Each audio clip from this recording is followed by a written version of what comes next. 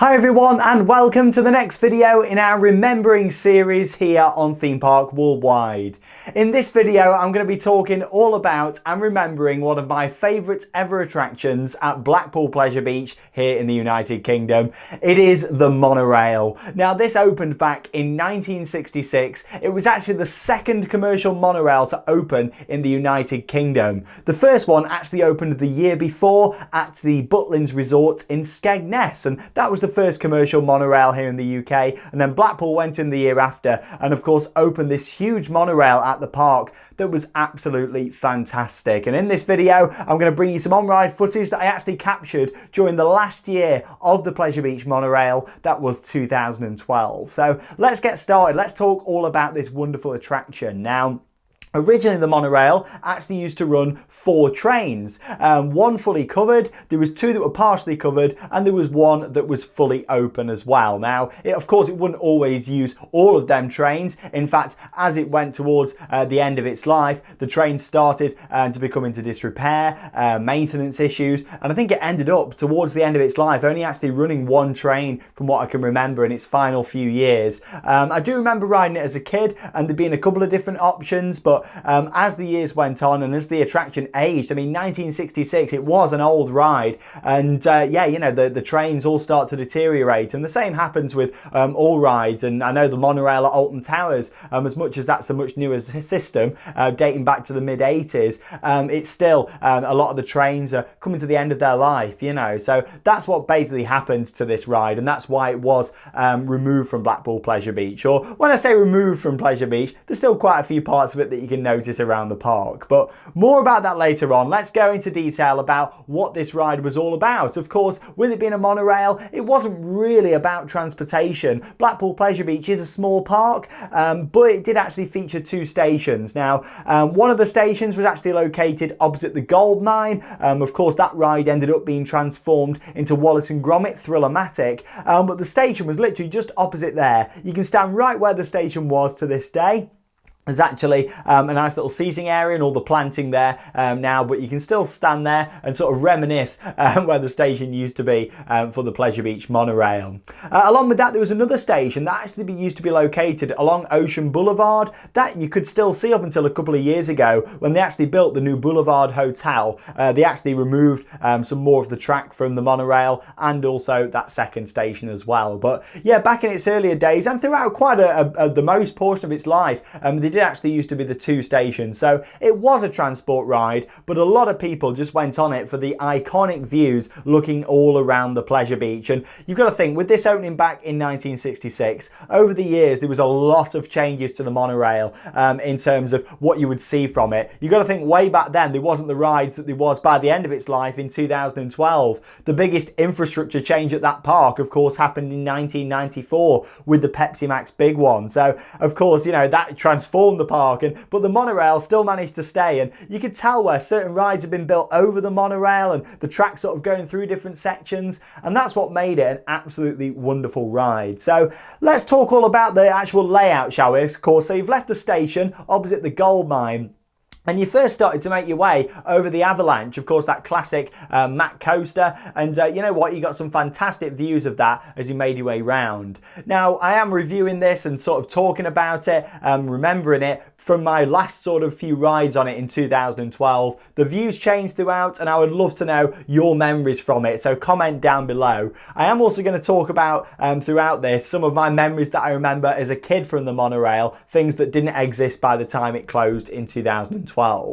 Once you passed through the Avalanche, you actually started to make your way through the Revolution. Now, in this video, you can actually see the Revolution was closed. It was covered in scaffolding. That's when they were actually changing it all and repainting it. If you remember the original colours, it was a lot brighter than it ended up being, with more of the grey and modern colour scheme that they went with. But that was being done back in 2012 when this was recorded. But yeah, you passed straight through Revolution and then made a right-hand turn past Nickelodeon Land on the left-hand side. Prior to that, of course, it was Beaver Creek. But this was a big layout for this monorail because, in fact, you actually came back to Beaver Creek, or Nickelodeon Land as it's still called now.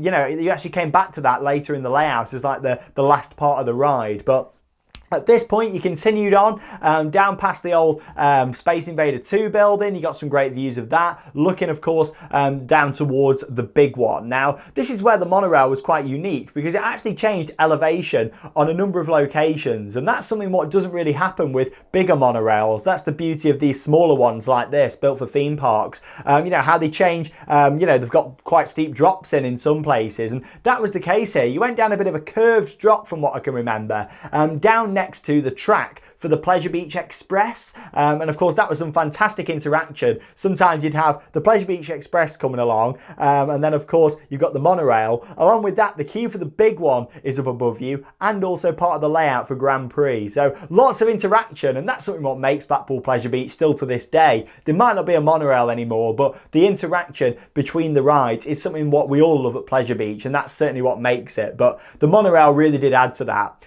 But yeah, at this point you're down at ground level. You know, you're looking all around, you're kind of underneath the big one's sort of station building at this point. And like I say, you're on ground level. Now, I imagine this monorail at this point was very different prior to 1994 and the construction and opening of the big one. It's amazing that the monorail managed to survive that, to be honest. Such a massive ride going into a small park, but they still managed to build around that. And I find that incredible, to be honest, the fact they managed to build around it, because you actually at this point then made your way through the big one structure. So you imagine when they were building the big one throughout 1993 and early 1994, you know, you would have actually you know, been going through where the big one was. I mean, I imagine at the time, you know, there was quite a few closures because of the construction, but how amazing would that have been, riding it the year before and then going on it a year later and having this big towering coaster right above you. And then at this point, like I say, you continued on before you actually started to leave the boundary of the park. Now, you might remember the old Star Pub, what they used to be. You can see it here in the footage, but yeah, the Star Pub, you kind of made your way round and took a right past that, and the Star did actually get demolished. That looks a lot better now around there. The Boulevard Hotel sits right in that place. But then you made your way all the way along Ocean Boulevard. Now, that's of course the name for all of the buildings, all the shops along the front of Pleasure Beach. Really nice area, and it's good to see that they've started to do them up a little bit in the past couple of years. A couple of years ago they repainted them all. I'd still like to see them do more. Maybe a museum along there would be nice. Check out my video talking about what I think the future of Blackpool Pleasure Beach could be and my wish list. That went online a couple of days ago, so check that one out. But yeah, there's so much potential for them buildings, but the monorail did pass directly above them, and this is where there was actually a second station for the monorail, right there above Ocean Boulevard. And like I say, that did close you know, at a later date, and they ended up not using that, but for a long period of time you can still see the steps and the access what they used to be for the monorail. At that point, you continued on above the shops and buildings of Ocean Boulevard. You got some great views of the big one. Over to the right, you could see Infusion, of course. And to the left, just looking out over towards the Sandcastle Water Park, the seafront. That was always something nice, especially on a nice day. Coming along there and just getting a bit of sea breeze on a hot day was brilliant, because you're up there on the monorail. You know, you just have that vantage point to get the views and also a nice bit of breeze as well. And then it'd actually make its way down towards the main entrance of Blackpool Pleasure Beach, of course the casino building and Noah's Ark. At that point it was outside the boundary of the actual park, and you come round, from what I remember, over the entrance area to the park. You used to get a fantastic view. One of my favourite views as a kid was actually right there, coming round above the arcade and just seeing Noah's Ark sort of swaying back and forward, and the waterfall on Valhalla in the background, and of course the flying machines just spinning round. That for me was one of the best views at Pleasure Beach, and it still would be to this day if the monorail was there to go on. At this point you curve round to the left, actually round part of the roof structure for the casino building, the big white building of course at the entrance to Pleasure Beach. That's really part of the history of the park. Yeah, it actually made its way around that section. So what was probably the most, not as, you know, the most boring part of the ride, I would say. I love a monorail, but this part was really not interesting after leaving the casino, because you were just above the car park. And to be honest, this was the weakest part of the ride, literally over part of the car park, you know, and, you know, there was nothing to really see. The side of the Valhalla warehouse, the show building, and you actually made your way towards that. Now, of course, prior to the year 2000, when Valhalla opened, that wouldn't have been the case. I believe there was some interaction between the monorail monorail and the fun house that obviously, you know, I can't really remember that. I would have been pretty young, but, you know, I would have loved to have seen that. But of course, once Valhalla was built, and of course that opened in year 2000, the monorail was there, so they had to kind of build around that. So right at the back of Valhalla, you went through part of the show building, and from on the monorail, you could actually hear the Valhalla music, you could hear the drums, and sometimes you could actually hear the noise from them fire blasts, them explosions inside the show building going off from the monorail, which was pretty incredible. This was always the maintenance bay as well for the monorail, right at the back of Valhalla. That's where the little transfer track was to take trains on and off. And I remember actually up until even when this ride closed in 2012, there was still some of the old trains what hadn't run for quite a few years still in place there, at like the back entrance. That's the staff entrance as well to the Pleasure Beach. Following on from this point, the ride actually made its way underneath the structure for the Grand National, so you got some pretty good views of National off to the side from the monorail. Sort of round the back of the hot ice building, and this was quite interesting. It crossed over the main road just there. Of course, there's a road that runs right under Pleasure Beach. When you were on the monorail crossing it at the other side on the promenade seafront, you couldn't really tell as such that you were crossing over the road because of where it was positioned. Yes, if you look down, you could kind of see it, but you know, you had the stuff to distract you. At this point, crossing back over the road onto the south part of the park, then yeah, you know, you could really notice, oh, we're crossing over a road at this point. Which then led you back through, actually through the structure of Nickelodeon Streak, or as the roller coaster as it used to be called when I was growing up, and over Beaver Creek as it used to be known. A fantastic family area, lots of children's rides down there. Who remembers Magic Mountain? Oh, that was amazing too. Might have to do a remembering video from that. But yeah, you passed over. In later years, that of course was Dora's World Voyage and Nickelodeon Land that the monorail passed over. I just want to go back to the days of Beaver Creek and even before that, but there actually used to be a statue of Gulliver holding up part of the monorail track, which was pretty iconic. I do remember that when I was growing up, and I'll always remember when I stepped into Nickelodeon Land for the first time, I was a little bit disappointed that there wasn't anything holding up the monorail track. Of course, I think the park knew at that point that the monorail probably only had a year or so left in it. Nickelodeon Land opened 2011, the monorail shut 2012, but yes, this is quite a unique video. It had to be filmed really over that year. I'm so glad that I did a full 11-minute ride through of it because, you know, it's history that I wouldn't have had.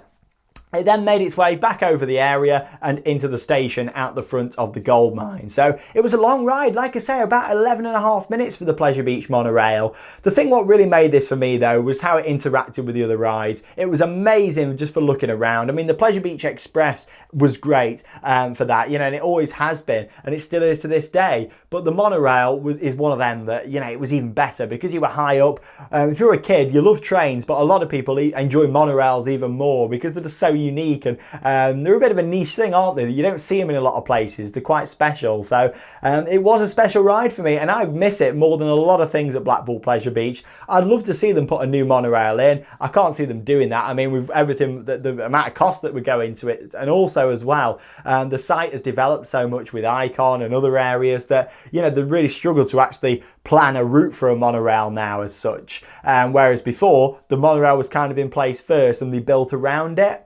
Something that is quite interesting though is that there is still quite a few places where you can see the monorail track around Blackpool Pleasure Beach, quite a few areas where it's prominent. However, as the park is developing, more and more track is starting to be removed now, and as much as I miss the monorail, I do think that it's the right decision to see more of that track removed. The most prominent place where you notice it now is actually in Nickelodeon Land. That piece of track is still there. Why they didn't take that out when they built the land, I don't fully know. However, there was somebody saying that a lot of the like CCTV, lighting, speaker cables are all kind of underneath the monorail track and using the support structure. So that's why in some places it's still standing. So hopefully they can get rid of that in the future. I mean, it's never great for a park having stuff still on display. As much as it's good for like the history of it to look at, you know, in terms of the park, it doesn't look great seeing parts of an old ride in bits. But yeah, gradually parts have been removed. More recently, the bits that have gone are down where they built the Boulevard Hotel when they put Icon in. Quite a few of the monorail track was there removed, but there is still places where you can see it. When you're on the Pleasure Beach Express, this is an interesting one. There's actually some of the monorail track, what I was talking about on the lower section, right there next to the big one, station building, that's still in place, and they've actually attached a big pipe to it. I think it's something to do with the power for Icon, but there's a big pipe, red pipe I think it is, attached to it. Take a look at that next time you go Pleasure Beach in the year, because I think that's some power for Icon, but that's attached to the monorail track. So fun little facts for you. But yeah, there you go. A nice little remembering video, something a bit different as well, remembering the Pleasure Beach monorail. Let me know your thoughts. Did you remember it? Did you used to love it? Did you used to hate it? Were you happy to see it go? Were you sad when it went? I would love to know. Let me know down below in the video comments. And thank you for joining me for another remembering video here on Theme Park Worldwide. I'll be back with another one of these next week. New videos coming out every single day here on the channel, so there's always something to keep you informed and entertained. That leaves me with one final thing to say. Get out there and keep on riding. See you soon.